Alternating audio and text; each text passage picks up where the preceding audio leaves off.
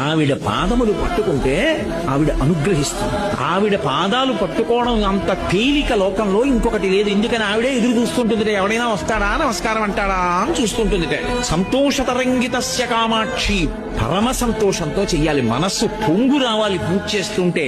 పూజ చేసేటప్పుడు పరమ సంతోషంతో ఉపచారం చేశాడనుకోండి అమ్మవారికి, అలా చేసిన వాడమ్మా మళ్లీ పుట్టడం ఉండదు. ఒకవేళ అలా వాడు పుడితే సముద్రం మీద బండరాయి తేలినట్టన్నారు.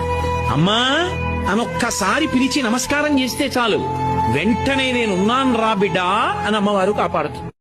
ఆవిడ పాదములు పట్టుకుంటే ఆవిడ అనుగ్రహిస్తుంది. ఆవిడ పాదాలు పట్టుకోవడం అంత తేలిక లోకంలో ఇంకొకటి లేదు. ఎందుకని ఆవిడే ఎదురు చూస్తుంటుంది, ఎవడైనా వస్తాడా నమస్కారం అంటాడా అని చూస్తుంటుంది.